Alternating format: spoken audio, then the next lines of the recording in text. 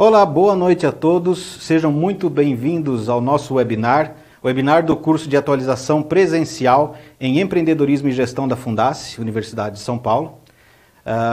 Todos sejam bem-vindos. Meu nome é Fred Fernandes, eu sou professor Fundace, sou empreendedor e eu tenho o prazer de conduzir nossa conversa hoje com o nosso convidado muito especial.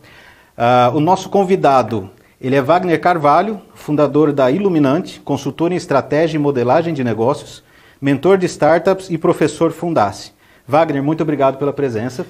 Eu que agradeço, Fred. É uma alegria enorme estar aqui com vocês para falar disso que é um dos meus propósitos. A gente falar de propósito, falar de modelagem de negócios, ajudar a desenvolver o ecossistema de empreendedorismo e inovação da região. É eu que agradeço estar aqui. Boa noite a todos. Maravilha. Bom, tem muita coisa legal, muita coisa bacana para a gente tratar. Nós já vamos começar então sem perda de tempo. Eu só queria deixar um recado para vocês. Se vocês tiverem alguma dúvida, alguma questão que vocês queiram fazer, alguma coisa que vocês queiram perguntar ao nosso entrevistado, por favor, mandem para a gente. Vocês têm o chat aí, fiquem à vontade para mandar. E a gente vai lendo à medida que as perguntas forem chegando, nós vamos conversando nesse nosso bate-papo, porque a ideia é levar conteúdo de valor para vocês. Beleza? Bom, vamos começar. Wagner, eu queria te fazer uma provocação agora no início. Desde sempre, as pessoas, os empreendedores fizeram negócio gastando tempo, gastando dinheiro para desenvolver um produto, que a gente chama desenvolvimento do produto, ou que vem do inglês o Product Development, para só depois ele colocar esse produto no mercado ou serviço e saber se vai ter consumidor, alguém para comprar esse produto ou serviço ou não. De uns anos para cá houve uma quebra de paradigma e começou a se falar no desenvolvimento do consumidor, do Customer Development.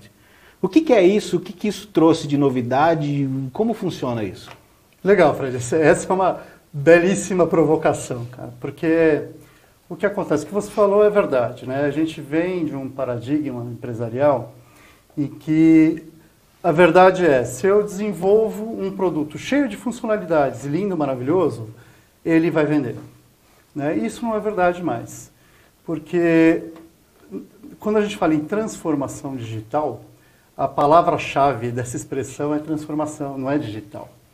Não foi a tecnologia que mudou as coisas. Nós mudamos as coisas. Nós, os consumidores, temos outras perspectivas de relacionamento com as organizações. Então, o que antes era uma relação de eu quero comprar o seu produto, eu quero comprar o seu serviço, não existe mais. Hoje o consumidor ele demanda ter uma experiência com as empresas.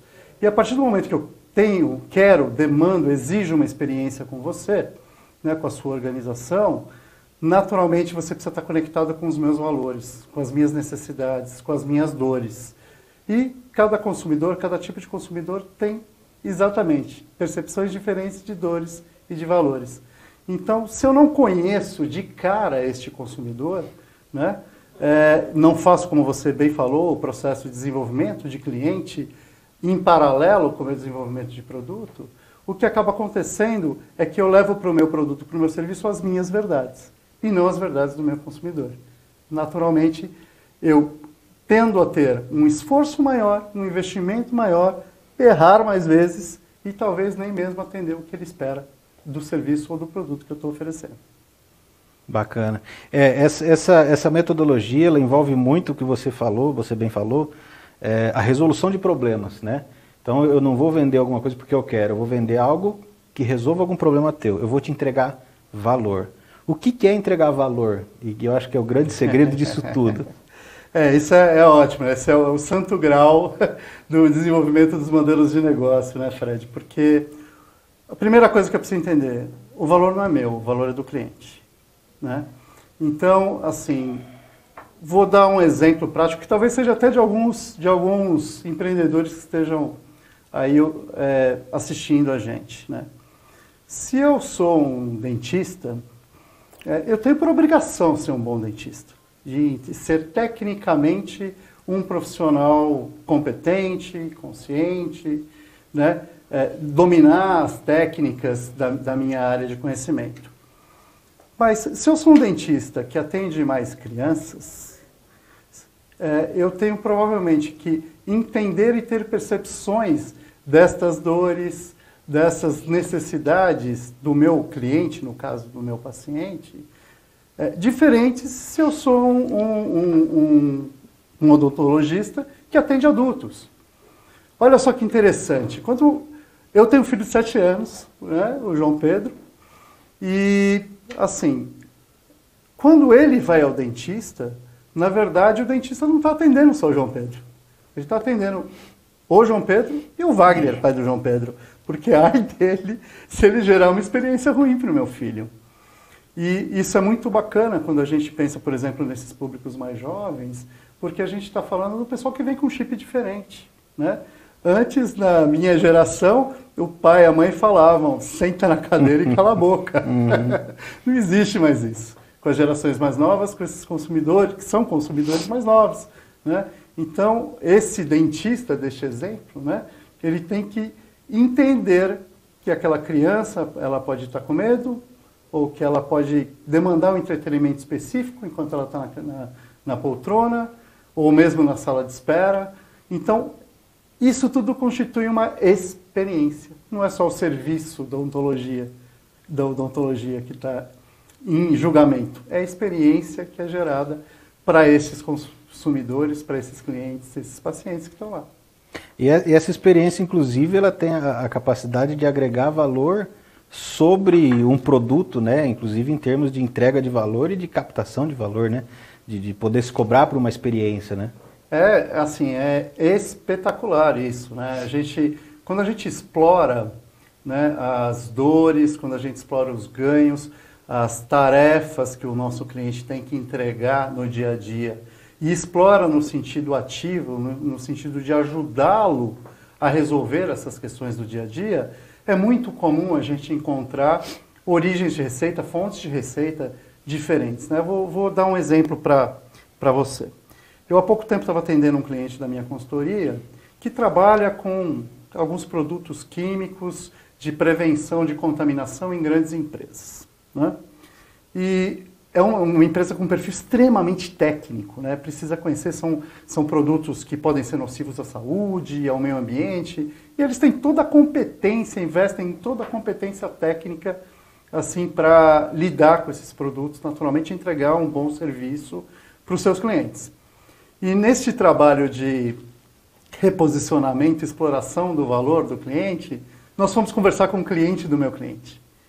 E nós percebemos na conversa com alguns desses clientes que ele tinha uma outra dor.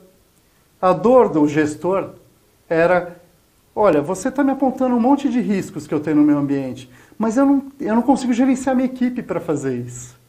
Né? E daí surgiu a oportunidade de criar uma plataforma para gerir os planos de ação para a solução dos problemas, que naturalmente é monetizável.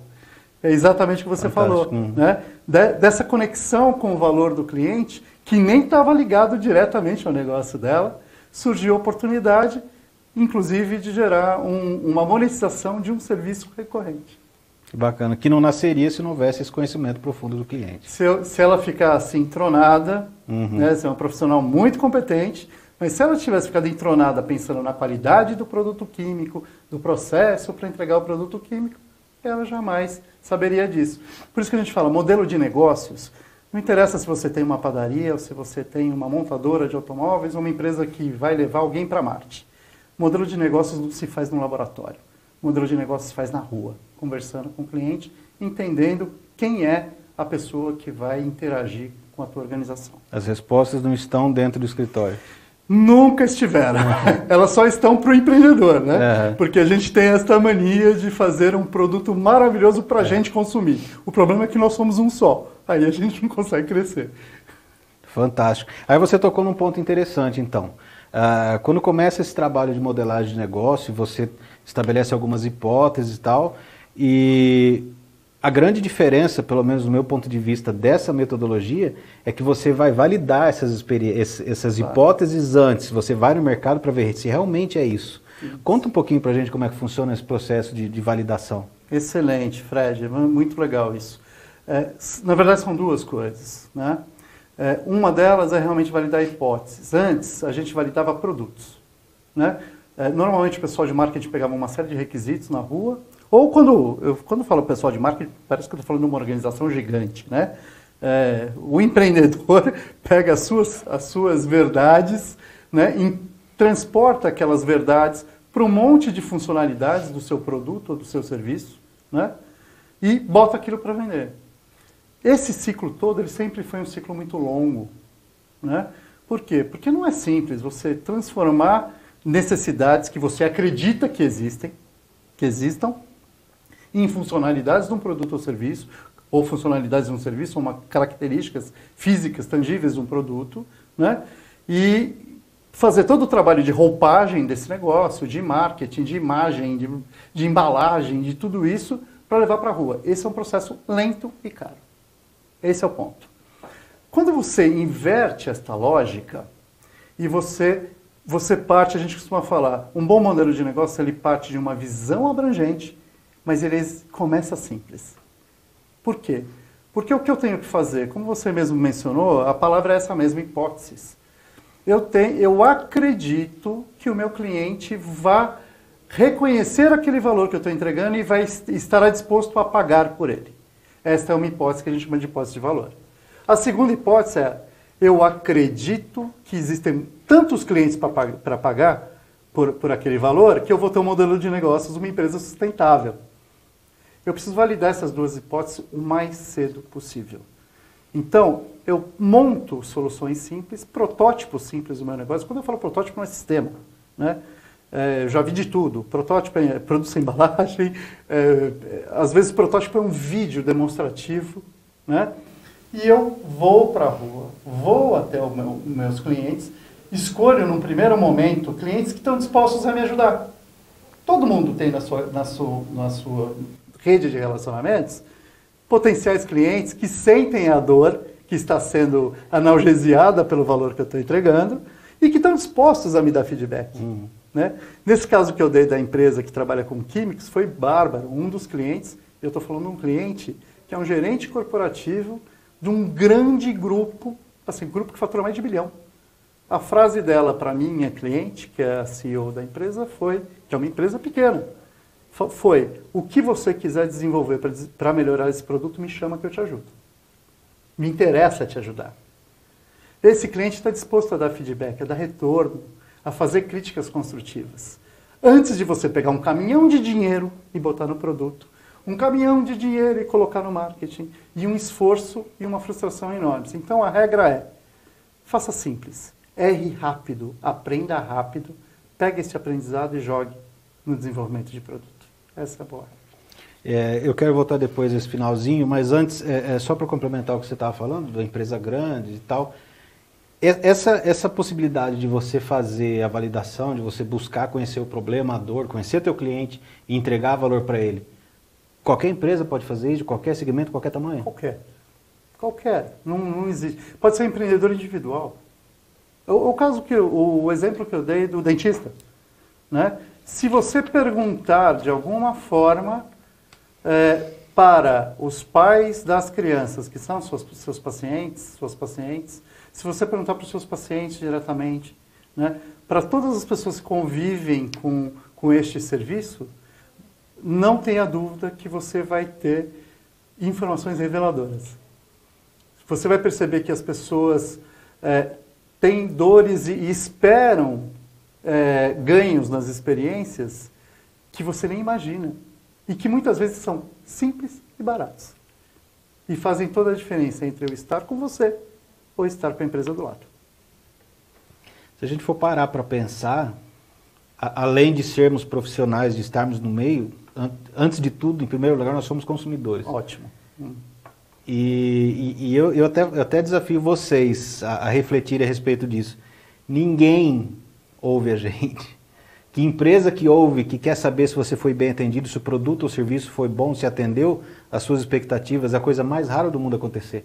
E já é um passo, apesar de pequeno, é um passo extremamente importante, né? Conhecer. E você estava falando de valor. Eu tenho um conceito de valor, você tem um conceito de valor, as pessoas têm conceitos diferentes de valor. Perfeito. Então, se a gente for pegar, principalmente no exemplo de uma micro ou pequena empresa, ela não vai conseguir fazer um produto ou serviço que entregue o mesmo valor para todo mundo.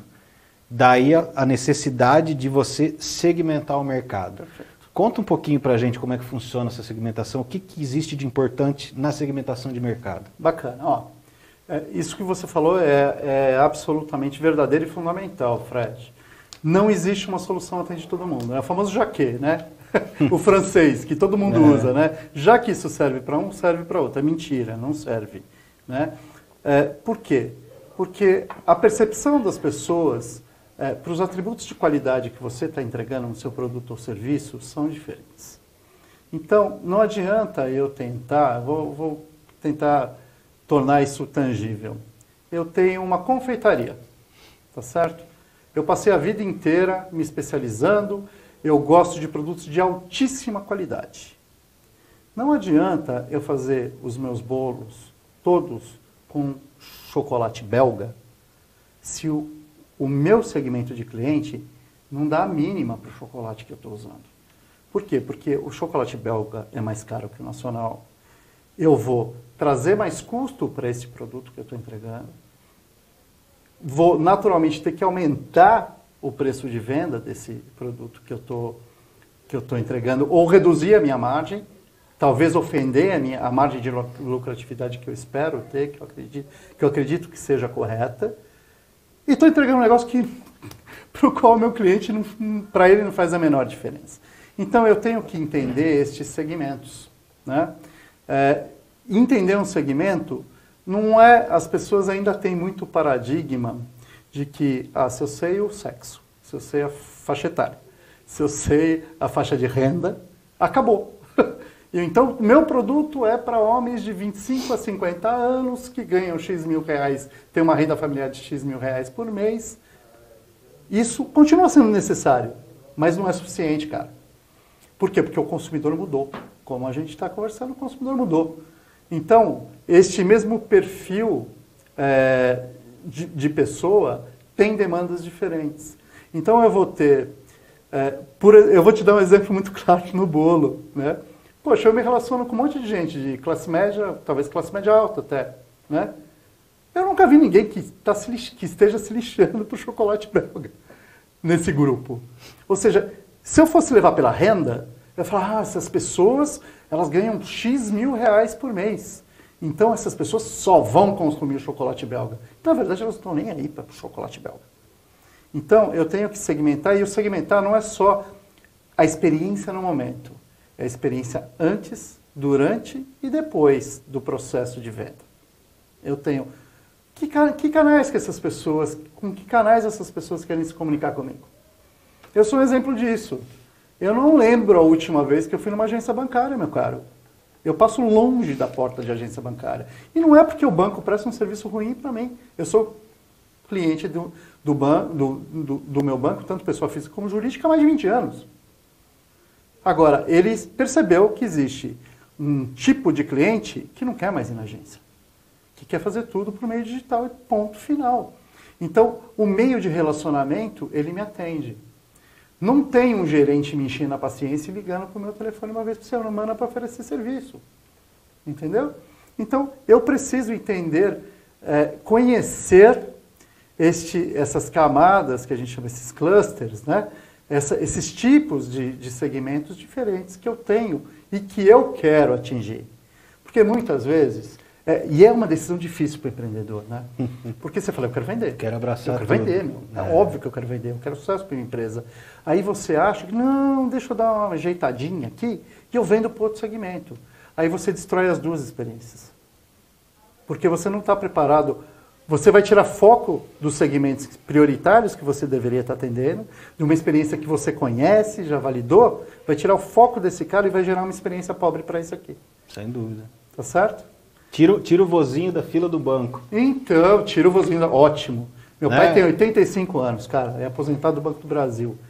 É um evento social para ele ir à agência bancária, conversar com a Caixa. E todo mundo sabe disso. Claro. Todo mundo sabe disso.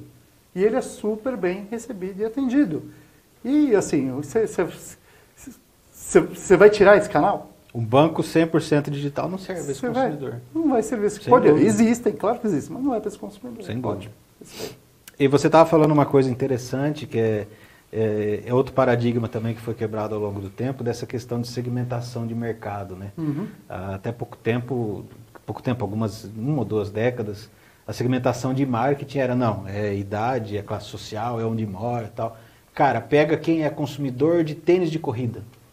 Acabou. É preto, é branco, é novo, é velho, é mulher, é homem, é todo mundo.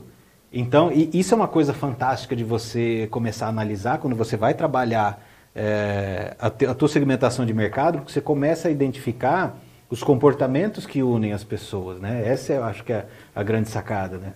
O que elas pensam, assim, não é os comportamentos, como elas agem, o que elas pensam, né? Quais são os seus anseios, né? E fazer essas conexões de valor com as pessoas. Isso é valor, né? Eu não vou me relacionar com uma organização que seja absolutamente prejudicial ao meio ambiente. Porque isso conflita com os meus valores. Ela pode me oferecer um produto maravilhoso, cara. Assim, mas isso vai conflitar com os meus valores pessoais. Ou seja, eu nunca vou ter uma experiência com essa organização que seja coerente com quem eu sou.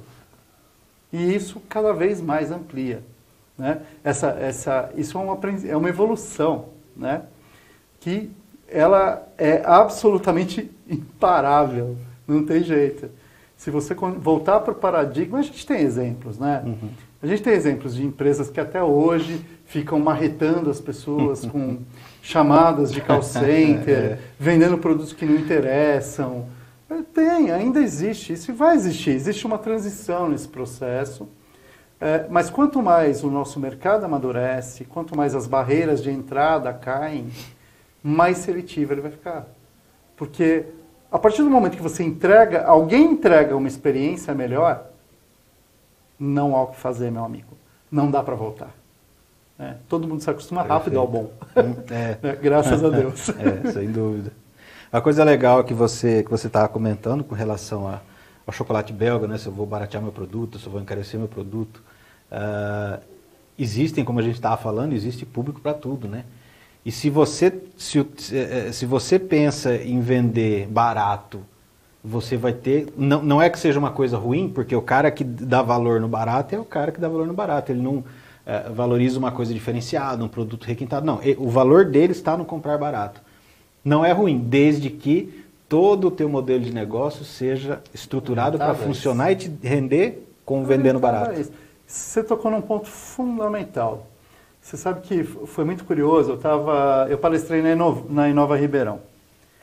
E a gente estava num painel, e quando terminou o painel, veio uma pergunta da plateia, que foi assim: o mercado de cosméticos está extremamente prostituído.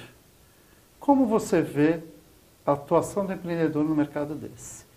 Eu achei bárbara essa pergunta, porque ela mostrou um dos principais vícios do empreendedor, que é achar que a sua verdade é a verdade do consumidor. Porque assim, quando você fala que o mercado está prostituído ou que tem qualidade ruim, você está usando o seu padrão de qualidade. Assim, entregar as coisas com qualidade é obrigação de todo empreendedor, de todo empresário. Agora, os atributos de qualidade do que eu entrego têm que estar conectados com os valores do meu cliente. Sem dúvida. Né? Então, a minha resposta para a moça que fez aquela pergunta foi: as empresas que estão entregando este produto que você não acha que é de baixa qualidade, elas estão bem-sucedidas? A resposta dela foi sim. Eu falei, então... O que acontece é que a percepção de valor dos clientes é diferente da sua. E você, como empreendedor, não pode usar as suas verdades. Né? É claro que você não vai fazer algo prejudicial à saúde. Fazer com qualidade é mandatória. Não roubarás, não cobiçarás a mulher do próximo. É a mesma coisa. Essa é a obrigação de qualquer um. Entregar um serviço ou um produto com qualidade. Os atributos de qualidade é que não são do empreendedor. Os atributos de qualidade são do consumidor. Até porque a percepção de qualidade varia, né? É a percepção, né? A percepção vai sempre coincidir com os atributos que são necessários e suficientes para aquela percepção. É o que eu te falei, não adianta se eu ganhar R$1 milhão e você tentar me vender um bolo com chocolate belga, se para mim o bolo com chocolate nacional está mais que bom. E me perdoem os produtores de chocolate, eu não sei se o belga é melhor que o brasileiro ou não, não é a minha área, mas é o que a gente ouve por aí. Talvez seja marketing, mas é o que a gente ouve por aí. Então, assim, é isso que eu quero dizer. Não é só os aspectos, não são só os aspectos sociais, os aspectos de renda.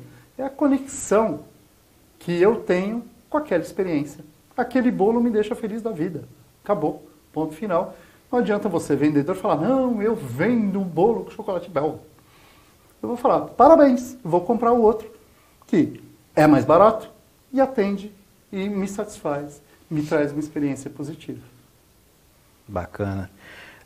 Você falando aqui dessa concorrência, dessa agressividade entre os concorrentes do mercado, nós sabemos que existem vários mercados extremamente concorridos, e tem dois autores muito bacanas, que é um daqueles livros que eles escreveram que você lê e ele faz assim, ele te abre a cabeça, né? São vários. Um deles, pelo menos que para mim, que me fez a Estratégia do Oceano Azul, do Shankin e da René Malborn. Por que eles dizem Estratégia do Oceano Azul? E leiam, se você não leu ainda, leia, é fantástico. Estratégia do Oceano Azul por quê? Você está num ambiente em que todo mundo está se matando com preço, baixando o preço e tal, então você está no Oceano Vermelho, tingido do sangue dos seus concorrentes, né?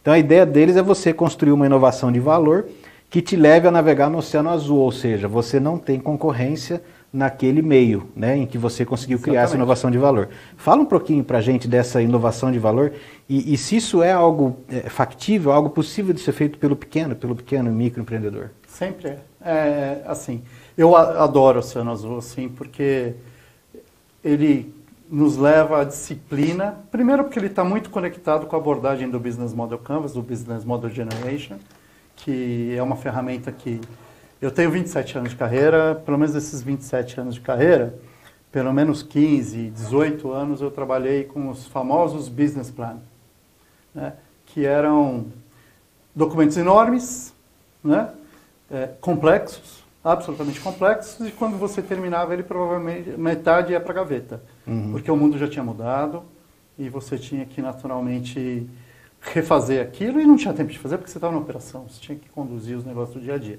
E o Business Model Canvas ele dá uma visão contextual para a gente, ele não resolve o modelo de negócio, né?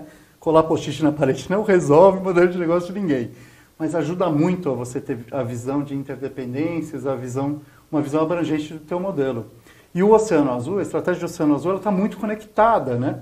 Do mesmo jeito que você tem as dimensões de valor e as dimensões de estrutura no Business Model Canvas, você tem essa visão do que é valor e o que é custo, o que é desperdício no Oceano Azul, né? E o Oceano Azul parece assim, a gente fala, parece essas coisas de acadêmico, é muito prático, cara. Se você pega as 4 ações do Oceano Azul, e você tem... Ele requer uma coisa, como toda boa técnica, disciplina. Disciplina, não adianta. Empreendedor tem que tirar a cabeça para fora da água. Empresário tem que tirar a cabeça para fora da água. Aí você fala, mas a operação me consome. Consome. Mas é melhor você pecar um pouquinho na sua operação para crescer e conseguir os recursos para, inclusive, manter essa operação viva, do que você seguir em direção à parede sem enxergar que tem uma parede na frente.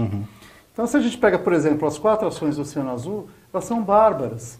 E elas coincidem muito com isso que a gente está falando de fazer simples e validar com o cliente, né? Porque você tem um conceito de olhar sobre a ótica do cliente e falar, isso aqui é um valor prioritário, é uma dor enorme para o cliente. E eu não estou fazendo. Eu vou te dar um exemplo que é magnífico para essa história do pequeno empreendedor. Como eu tenho a minha empresa, eu tenho mais flexibilidade de horário, o João Pedro, meu filho, está com 7 anos, ele nada desde 1 ano de idade. Ele é apaixonado por natação, começou a competir. E eu consegui a flexibilidade, Fred, para levá-lo nos treinos de natação durante a semana, né? Graças a Deus, bons problemas, o volume de negócios não está deixando.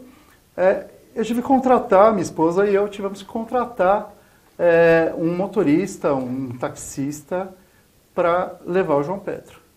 Aí é que começa a história, né, que calha bem com o Oceano Azul. tive algumas recomendações de motorista. Todos, assim, bons motoristas, pessoas sérias e tudo mais. Só que, subliminarmente, estavam rolando duas dores. Uma dor com o João Pedro. O João Pedro estava sentindo a dor de, pô, não é o papai mais que vai me levar. Ele vai acompanhado, claro, de uma pessoa, mas não é mais o papai. Então ele já estava sentindo uma dor. Eu e a Alessandra sentíamos a dor de, por mais que a pessoa tenha referência, a gente nunca deixou o João Pedro ir assim. Então havia essa dor da questão da segurança. Então a primeira coisa, apareceu uma das recomendações que além de motorista é policial. Opa, esse cara, não é que ele é melhor motorista, mas ele pegou um segmento de cliente de pais que são mais encajados. Eu sou paulistano neurótico assumido, com segurança. Né? Então ele já foi na minha dor. E olha que bárbaro. A primeira vez que ele foi com o João Pedro para natação, na volta, ele não estava acostumado a ir para minha casa, ele colocou o GPS com uma voz de criança para entreter o meu filho. Barato. Ele é motorista de táxi, um profissional autônomo. Ele conquistou o meu filho com uma voz engraçada no GPS. Fantástico. Qualquer um pode fazer. Isso é o Oceano Azul. Ele se diferenciou de todo mundo, de todos os... E haviam concorrentes importantes, eu tinha recomendações boas de outros motoristas. Na primeira viagem que ele fez com o meu filho, ele derrubou a concorrência, porque ele conquistou meu filho. Que coisa, ele soube identificar essa necessidade. Fantástico. O segmento fenomenal de cliente que ele estava atendendo. E uma coisa fundamental, iniciativa, né? Iniciativa. Eu sou empreendedor. O empreendedor é resiliente, tem iniciativa, e o empreendedor, ele sabe que no empreendedorismo, o antônimo de sucesso não é fracasso, é desistência. O fracasso faz parte do caminho para o sucesso. Faz parte do aprendizado, né? Várias vezes. E vai se levantar, e vai continuar, e é assim que acontece. O fracasso no empreendedorismo é a desistência. E não significa que você vai fazer as mesmas coisas querendo obter os mesmos resultados, se eles não estão dando certo. Significa que você vai entender que o valor que você está entregando, se propondo a entregar para o teu cliente, não era o que ele estava esperando. Então, na linguagem das startups, é o famoso pivotar. Né? Mas, na prática real, você vai perceber, meu serviço, minha experiência não está agradando. Por que não está agradando? Deixa eu conversar com o cliente, deixa eu entender. Aí você vai mudando este valor para atingir o valor que é a expectativa do teu cliente. Fantástico. Outra coisa importante deixar bem explícito é o erro, né? A gente estava até conversando antes aqui desse webinar. Nós somos treinados, educados a não errar, né? Nós aprendemos que errar é feio, que é algo vergonhoso, quando que errar é uma peça muito importante da aprendizagem e principalmente da inovação, né? Você não consegue chegar à inovação se você não tentar errar até você conseguir acertar, né? A gente precisa haver essa tolerância, né? Fred, isso é uma premissa. Eu já percebi que eu não gosto de dar exemplo de chavões, de tecnologia, nada disso, porque eu acho que a nossa vida real é mais legal a gente conversar em cima disso. Mas nesse caso eu vou pegar um chavão. Eu vejo uma cultura de uma das 4 maiores empresas de consultoria e auditoria do mundo. As Big Four. Eu fui Big Four, fui KPMG há bastante tempo. E assim, a gente tem na alma aquela história de não pode errar. Não pode errar, não pode errar. Né? Porque, como são empresas ligadas à gestão de risco, você tem isso muito forte. E aí, há algum tempo, eu tomei um susto quando eu comecei a me aprofundar na cultura do Spotify. Né? A cultura da Spotify é simplesmente assim, nós não prevenimos o erro. Na hora que eu li pela primeira vez, eu quase caí duro, né? Falei, peraí, o que esse cara quer dizer com isso? Né? Assim, eles montaram uma cultura, e essa é a palavra-chave, uma cultura de confiança tão grande, interna, que a premissa deles é prevenir o erro é cercear a criatividade. Então nós temos que errar rápido, aprender rápido, levar o feedback rápido para a melhoria do nosso processo. E nunca culpar quem errou. Então você vê que o traço cultural é muito importante. Sim. Não adianta você querer uma tremenda experiência com o cliente se você não deixa o seu próprio colaborador, o seu funcionário, se arriscar a atender o cliente de uma maneira diferenciada.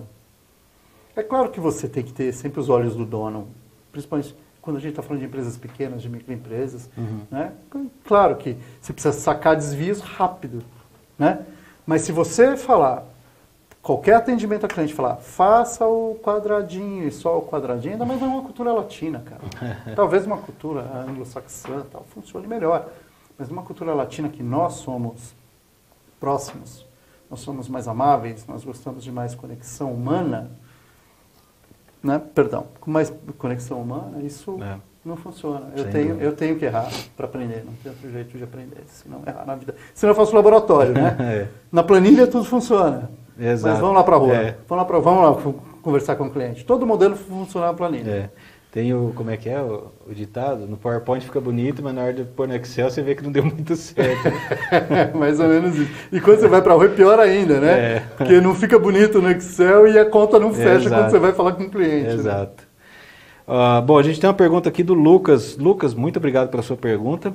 O Lucas, ele gostaria de saber com relação a essa forma de você buscar o que é o valor no cliente, você fazer essa validação, estabelecer o que é valor, que ferramentas que ele pode pesquisar mais a respeito, que ele pode usar como empreendedor para buscar a entrega do valor? Legal, Lucas. Sua pergunta é muito bacana, cara. Eu vou partir de um pressuposto para responder a tua pergunta, que ferramenta é mais genérico do que sistema, do que algo computacional. A primeira ferramenta, cara, é conhecimento. E aí você tem bibliografias muito legais para você se inspirar nisso, como o Fred falou do Oceano Azul, né? Você tem os 4 passos para a epifania, não sei se a tradução é exatamente essa. Você tem o Startup Enxuta, que é muito legal, fala bastante de teste. E está saindo agora dos caras que criaram o Business Model Generation, né? Do Pinheiro, do Osterwalder, lá da Strategizer, está saindo agora a Business Validation. Então, esses caras, por quê? Não são gurus. Esses livros, eles não foram feitos por 2 caras. Eles foram feitos por uma comunidade que co-criou isso no mundo inteiro, usando técnicas de design thinking. Assim, é muito bacana. Isso é uma coisa. A outra coisa, assim, levando ferramenta para o prático. Depende do teu cliente. Assim, depende do que você está fazendo no teu cliente. Vou te dar um exemplo. Você pode validar algumas hipóteses de valor que você tem com algum tipo de pesquisa. Né? O mais importante disso, primeiro, você precisa saber que quando a gente faz pesquisa, né, eu não estou tentando vender nada. Porque isso é um erro, né? A gente acredita tanto na nossa ideia, o que é ótimo, o empreendedor tem que acreditar na ideia dele, mas eu acredito tanto na minha ideia que quando eu faço as perguntas, na verdade eu estou tentando convencer a pessoa das minhas verdades e não querendo obter feedback sincero, original dela. Essa é uma coisa. Eu posso fazer pequenos protótipos. Se eu estou falando de tecnologia, eu tenho ferramentas que não são desenvolvimento de sistema, né?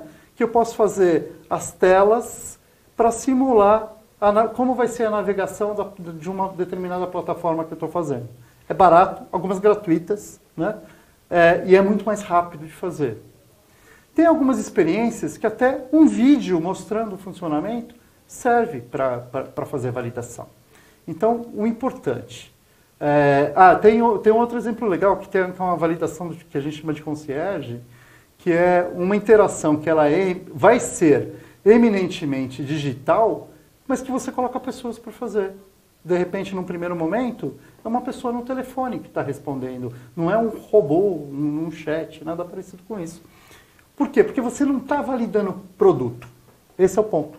Você está validando uma hipótese. O que é hipótese? Existe, aquele consumidor está disposto a pagar? Ele tem uma dor, ele percebe que ele vai ter um ganho. Né? Eu o ajudo a entregar alguma coisa que para ele é importante, ele está disposto a pagar por aquilo?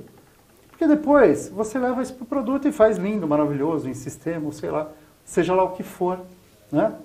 Esse é o mais importante, é validar essa hipótese para perceber depois se eu tenho uma quantidade de consumidores suficiente que queira pagar aquilo para eu tornar o meu negócio escalável, sustentável, sob a ótica econômico-financeira. Tá legal? Ótima pergunta, cara. Obrigado. Perfeito. Lucas, obrigado de novo. A gente estava vindo para cá e conversando a respeito desse webinar, o pessoal com quem a gente estava conversando, os estudantes que iam assistir ali, eles estavam comentando a respeito de uma coisa, tinham feito uma pergunta para a gente, que eu gostaria de trazer aqui, que me lembrou um pouquinho a história do Michael Gerber, um autor na década de 80, escreveu um livro chamado O Mito do Empreendedor. Né? O que é um mito do empreendedor? É uma moça que trabalha em uma loja de bolos, que faz bolos, e ela fazia bolo muito bem, a família toda pedia para ela fazer bolo, e o que ela ouvia de todo mundo? Poxa, por que você não sai e monta uma loja de bolos? Claro, né? Isso é uma coisa, apesar de ser da década de 80 e lá nos Estados Unidos, infelizmente é extremamente atual. Bom, aí ela abre, depois de um monte de páginas ali de sofrimento, ela acaba abrindo a lojinha e ela começa a trabalhar, ela descobre que ela só sabe fazer bolo. E por que eu estou dando esse exemplo? Porque a gente teve realmente essa pergunta. A escola tradicional, ela forma as pessoas, ela foi criada inclusive para formar as pessoas para serem empregados, para serem funcionários, né? Então o que a gente tem hoje, a realidade de hoje? A gente tem muitos cursos de nível superior que eles dão a capacitação técnica apenas. Medicina, direito, engenharias, farmácia, enfim, uma infinidade. E quando essas pessoas vão trabalhar como empregados, beleza, não tem dificuldade muita aí. Agora, quando essas pessoas passam a empreender ou trabalham como profissionais liberais, eles começam a sentir a deficiência desse conhecimento de gestão, né? Aí eu te pergunto, graças a Deus, felizmente, gestão, as estratégias de gestão são algo que podem ser aprendidos, né? Que não são natos. E o que essa pessoa, esse profissional liberal, ou essa pessoa que tem um conhecimento técnico, está empreendendo ou precisa empreender, o que você diria de importante para essas pessoas começarem a estudar, começarem a aprender? Como é que elas podem iniciar no estudo da gestão da administração? Legal, ó. Eu vou até expandir um pouquinho o que você falou, Fred. Isso não vale isso. Realmente a nossa academia, na sua grande parte, ela não prepara os alunos para empreender. E quando eu falo empreender, essa expansão que eu queria dar, a gente não está falando necessário em abrir o seu negócio. Porque cada vez mais as organizações hoje, quando vão contratar colaboradores, elas não querem mais o colaborador que é só o colaborador. Elas querem o intraempreendedor. É quem tem esta postura de empreendedor dentro da organização, né? Porque, na verdade, o que você passa na sua vida profissional fazendo... Eu mesmo sou empreendedor por ter a minha empresa há 4 anos. Eu fui colaborador. A minha vida inteira eu fui colaborador antes, né? E assim, a parte importante é essa. Porque as empresas, elas têm vários empreendimentos dentro delas. Então, elas exigem isso. Esse é o primeiro ponto. O segundo ponto se você quer desenvolver essa mentalidade empreendedora, a primeira coisa a entender é que não basta ser o melhor técnico do mundo. Eu vejo isso muito, como você comentou no início, eu sou mentor de várias incubadoras, aceleradoras de startups, né? E é muito comum, né, as pessoas terem uma solução técnica bárbara, assim, fantástica, e acharem que aquilo é suficiente para ter uma empresa. Eu até há alguns meses eu postei no meu LinkedIn um texto que era exatamente, a chamada do texto era exatamente, produto não é empresa, empresa não é produto. É obrigação de todo empreendedor ter um produto ou um serviço de qualidade, como a gente falou.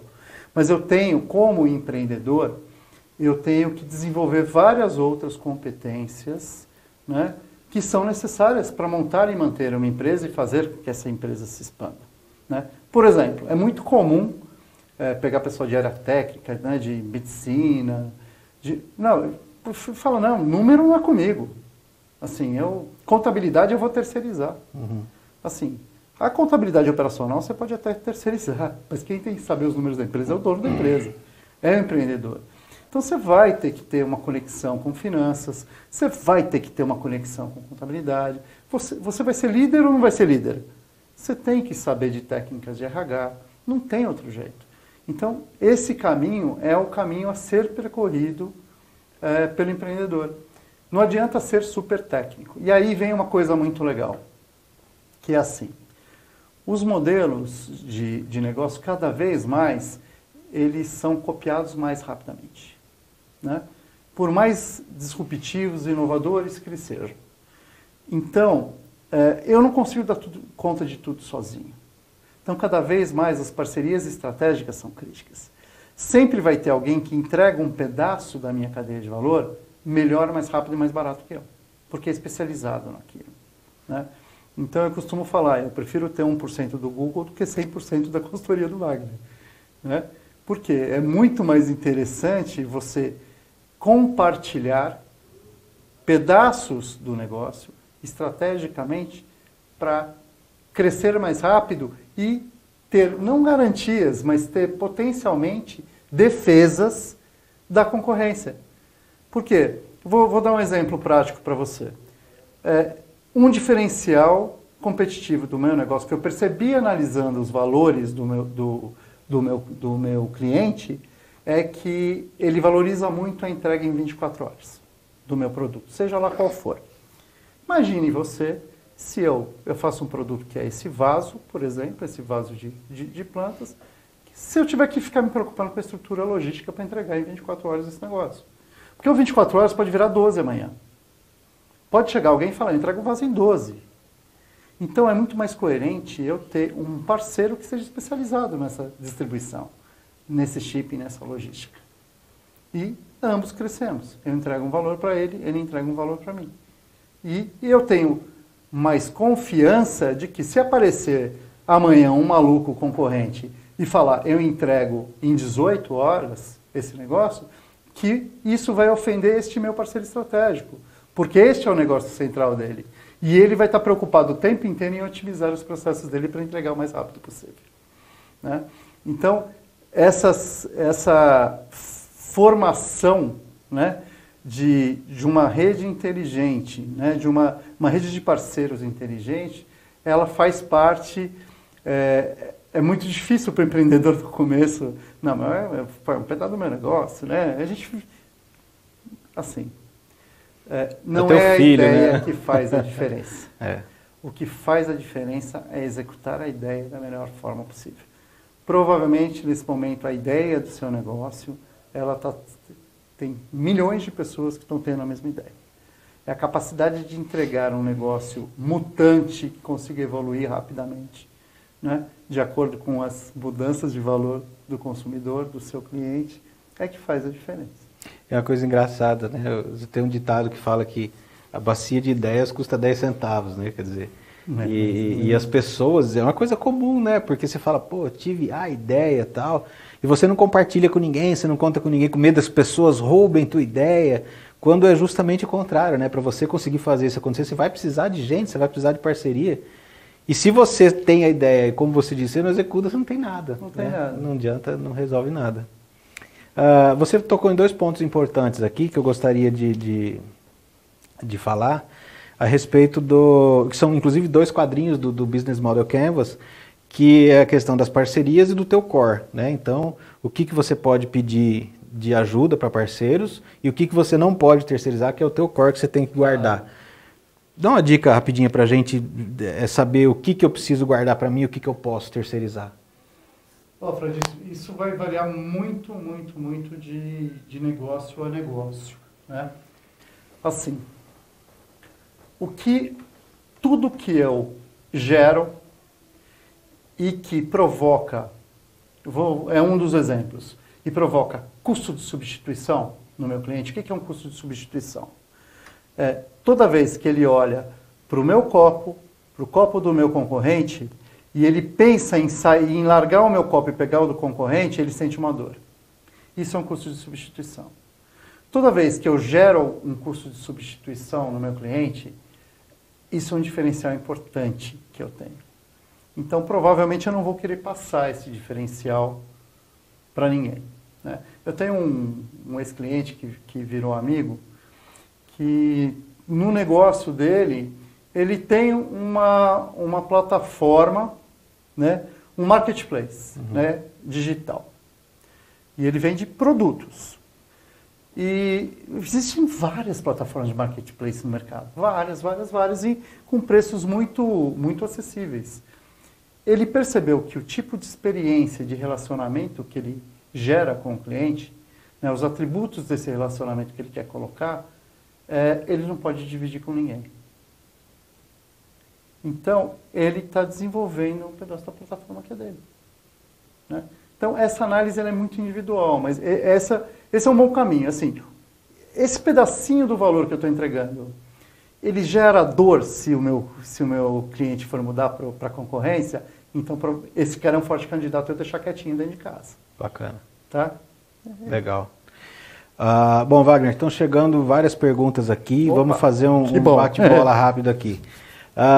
Pessoal, show de bola. Ivan, obrigado, Ivan. Como empreender e inovar no ramo gráfico? O que você pode dizer para o Ivan? Olha, esse ramo é super desafiador. Eu estava conversando isso com um empresário desse segmento num painel que a gente fez de inovação a semana passada numa escola. E assim, por quê, né? A comunicação, Ivan, em geral, ela partiu de uma necessidade de investimento gigantesca há alguns anos para equipamentos que você compra na internet hoje, né? E a geração de conteúdo, né, nessa praia, né, nessa atividade, ela está muito difusa, né?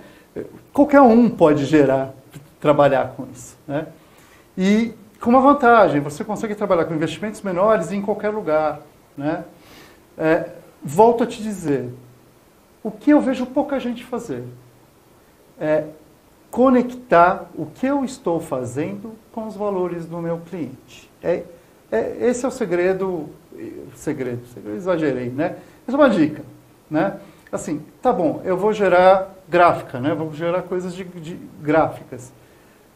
O quanto mais você conhecer o negócio do teu cliente, mais você vai entender os diferenciais que você consegue colocar no seu produto para ajudá-lo a atingir os objetivos que ele quer. Assim, saia do lugar comum de pensar, não, o material gráfico ele tem que ser bonito, ele tem que ser não sei o quê, tem que estar no preço. Não, olha o negócio do cliente, olha a dor dele. O que ele está querendo? Ele está querendo aumentar a venda? Ele está querendo aumentar a reputação da empresa dele com material gráfico? É institucional? Ou é um material de venda? É um material educativo? Né? Qual é o objetivo final do que ele vai colocar no material? E aí você consegue buscar em boas fontes, né? Principalmente no mundo digital, você consegue buscar como eu ajudo o meu cliente a obter esse ganho que ele está esperando com o material gráfico. Aí você vai sair do lugar comum, da commodity de, eu faço bem feito, imprimo, bacana, que é o que todo mundo faz. E você vai se conectar com o valor que ele está esperando. Oceano Azul. Oi? Oceano Azul. Fantástico. Muito bom, Ivan. Valeu, cara. Bom, vamos lá. Agora tem uma pergunta aqui do Alessandro Rabelo. O Alessandro pergunta como e quais parcerias estratégicas incorporar ao negócio. E ele pergunta também como você pode escolher esse parceiro que vai te dar a mão e vai caminhar contigo. Boa.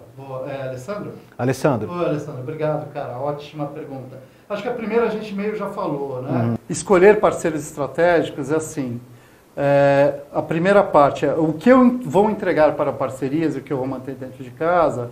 Um dos caminhos é pensar nisso. O que me diferencia e o que gera dor no meu cliente se ele largar o meu produto, o meu serviço e for para outro.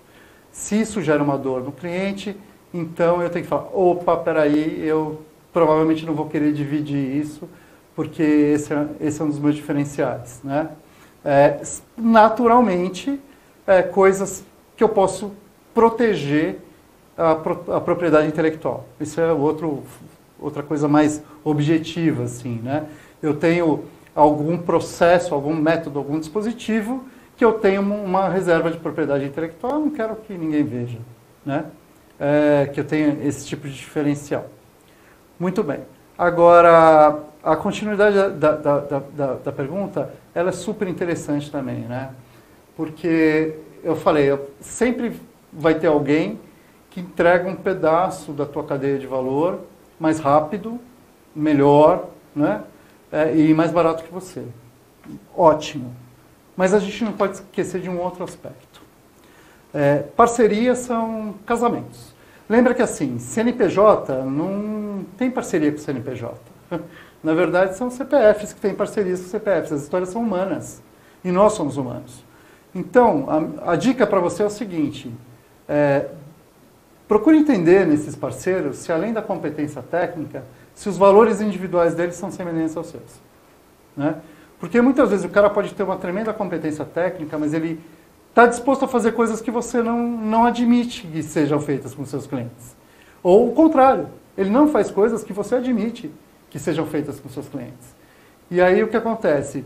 Vai, como todo bom namoro, casamento, vai começar a ter atrito até gerar potenciais separações. Né? Então, e outra coisa importante, né? Que cada vez mais as empresas inovadoras estão percebendo. Aquela história de ficar esturricando o parceiro para ter o menor preço possível e só, é bobagem. Todo mundo já entendeu que quem entrega valor precisa construir parcerias éticas, transparentes, fortes com organizações que entregam valor. Né? Logo, o seu parceiro, você precisa olhar para ele meio como um cliente. Né? Assim, entender que valor que eu estou entregando para esse parceiro. Né? Eu não posso só querer ficar explorando a relação e achar que esse cara vai atender bem os meus clientes ou vai realizar bem a parte da minha cadeia de valor que nós combinamos. Né? Tem que ser uma relação construtiva para os dois lados. Ganha-ganha. Eu prefiro falar perde-perde. Perde-perde. Eu perde-perde, eu prefiro, Fred. Porque, assim, tem que ter, você tem que ceder coisas. Né? Seja na negociação financeira, seja na negociação de condições, tem que ser perde-perde. Todo mundo tem que saber que o outro cedeu um pouco. Né? Beleza. Mais uma pergunta aqui, Douglas. Obrigado, Douglas. Você poderia falar um pouquinho sobre clube de assinaturas, que é um modelo de negócio que está bastante em voga hoje, né? Olha que legal, Douglas. Obrigado pela pergunta.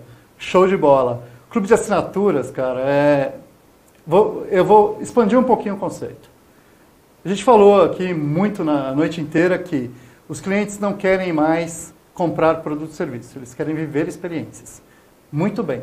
Isso tem um lado desafiador, que é eu tenho que construir relações muito mais produtivas e longevas com os meus clientes, para construir essas boas experiências, certo? Por outro, e isso é mais difícil, é mais custoso, é mais complexo, muito mais gratificante. Mas tem um outro lado, que é assim, isso me permite pensar em transformar vendas únicas em vendas de serviço, né? E isso tem um lance geracional envolvido nisso. As gerações mais novas, diferente da minha geração de meia idade, né, elas não estão mais interessadas em comprar coisas, ter coisas. Né? Eu não quero mais comprar o carro, eu não quero mais comprar a casa. Né? Eu quero usar a casa, eu quero usar o carro. Né? E isso, que eu estou fazendo essa analogia, porque isso é a mesma coisa de clube de assinatura. Né? Eu não compro mais o livro, eu entro na Amazon e eu faço o Amazon Premium e eu tenho direito a ler aquele conteúdo. Né? Netflix, eu não compro mais o filme, eu acesso a hora que eu quero acessar aquele conteúdo. Isso para o empreendedor é bárbaro, cara, porque isso transforma uma receita, que era uma receita única, de uma venda única, certo? Vendi aquela coisa, tem que começar a pedalar tudo de novo e achar outro cliente. Numa receita recorrente de um relacionamento longevo. Toda vez que eu tenho um relacionamento longevo, eu tenho a oportunidade de fazer novas vendas ou ampliar o valor das minhas vendas com o cliente, que é o famoso cross-selling e o upsell. Né? Por quê? Porque eu tenho contato com esse cara o tempo inteiro. Né? Então eu consigo fazer isso. Clube de assinaturas é um modelo muito bacana, exatamente nesse conceito de uso, não compra. Obrigado. Maravilha. Bom, estamos chegando ao fim já. Eu gostaria de registrar aqui, o Ivan fez a pergunta sobre inovação no ramo gráfico, né? A dor do Ivan no ramo gráfico. Existem outras dores também, por exemplo, o Francisco Noronha fala, acredito que o ramo gráfico é melhor do que produtos para limpeza. Hoje o consumidor quer comprar água colorida.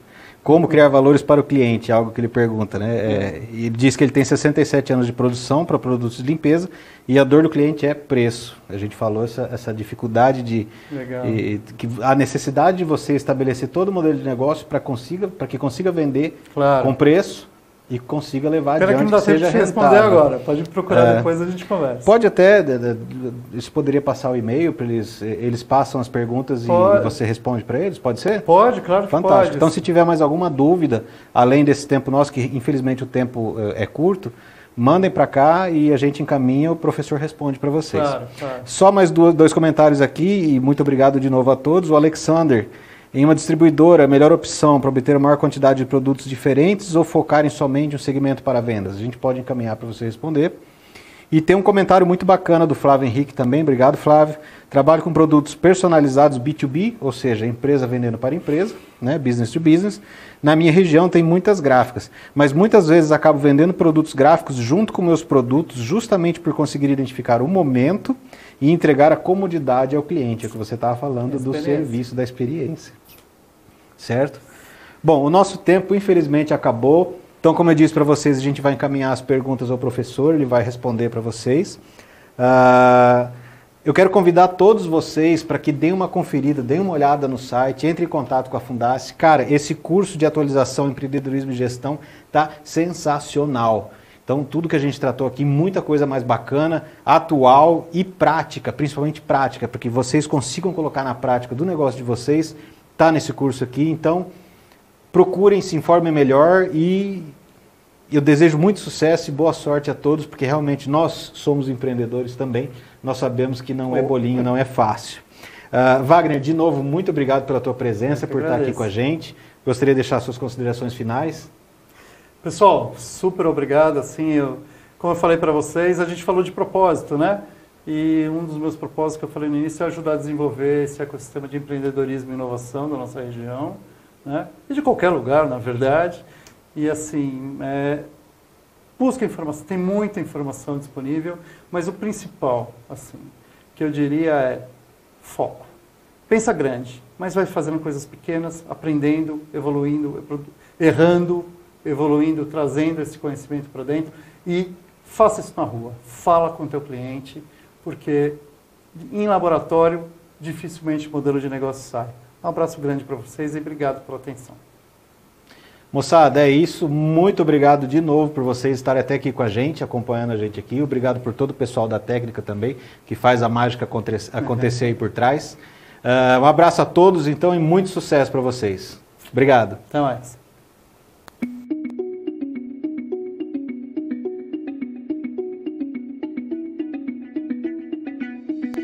Você mais experiente, prático, atento, qualificado, mais crítico. Evoluir profissionalmente é buscar novos conhecimentos e experiências. O MBA Fundace USP é especializado em negócios e possui cursos alinhados e atualizados para os profissionais que buscam vivências em gestão executiva nas diversas áreas do conhecimento, orientados por professores com experiências sólidas e práticas, com peso de uma das universidades mais renomadas do país. MBA Fundace USP, você profissional mais completo.